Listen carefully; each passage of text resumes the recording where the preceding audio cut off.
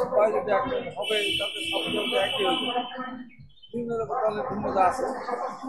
আমার মনে হয় যে যতগুলি বিষয় একমত হয়েছে সেই বিষয়গুলোকে সামনে নিয়েই আগামী নির্বাচনে যাওয়া উচিত।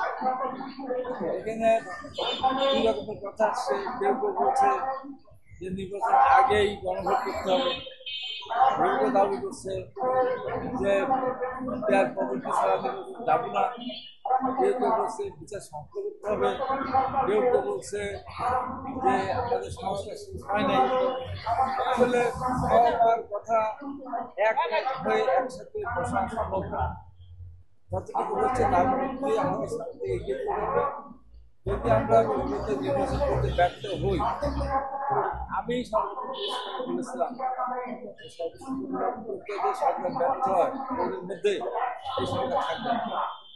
আজকে বলছি দেশের ভিতরে বলেছিলাম, আজকে দেশের সামনে দাঁড়িয়ে বলছে দেশের দাঁড়িয়ে অনেক সময় বিগত কয়েকটা আন্দোলনগুলো বলতাম, হয়তো দুজন পরে হলে সত্য হতো।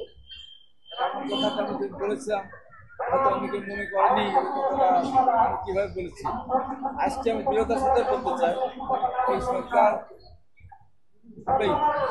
কোনোভাবেই কারোর প্ররোচনায় পা না দিয়ে, কারোর কথা না শুনে সরকার নিজস্ব একটা সিদ্ধান্ত নিয়েই সরকারকে নির্বাচন করতেই হবে।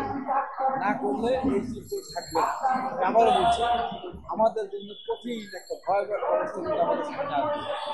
আজকে যারা আমরা ক্ষমতা আসি বলে পুরোপুরি হচ্ছে, ক্ষমতা ভোগ করছি, নানান ধরনের চৌদ্দগ্রান্ত প্রমোশন, তারপরে ট্রান্সফার, ব্যবসা বাণিজ্য, ঘরে শুয়ে থাকা, নিরাপদে থাকা, এসে নিচে ঘুমানো, স্কুলের বাড়িতে থাকা, ছেলে মেয়ে বিয়ে উৎসব করা। আমি পরিষ্কার করে বলতে চাই, নির্বাচন যদি বিরোধিতা না হয় আমাদের রাজনৈতিক দলের কারণে, তাহলে সবগুলো কিন্তু বন্ধ হয়ে যাবে।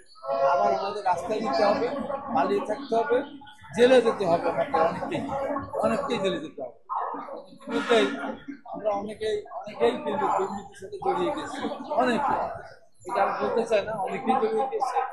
পরবর্তীতে সরকার আসবে, সেই সব অবশ্যই 5ই আগস্টের পরে যে সরকার এসেছে, 5ই আগস্টের পরে সরকার এসে যাদেরকে সন্দেহ করছে, যাদেরকে সুযোগ দিচ্ছে, যাদেরকে মনে করছে এরাই আমাদের নিয়োগ দিয়েছে, এরপরে যে ঘটনা ঘটবে সেটি কিন্তু এই যে কারোর জন্য সুরক্ষা হবে না। বিএনপি, না জামাত, না এনসিপি, কেউ আন্দোলনকারী দলগুলি মহাবিবাদের মধ্যে পড়বে, গণতন্ত্র আবার অনিশ্চিতভাবে যাত্রা করবে। কবে নির্বাচন হবে, এই দেশ কবে যারা ফিরে আসবে, আমি অন্তত এবারে একেবারে আমি নিশ্চিত বলতে চাই, অনেকদিন আমাদের অপেক্ষা করতে হবে আবার বাংলাদেশ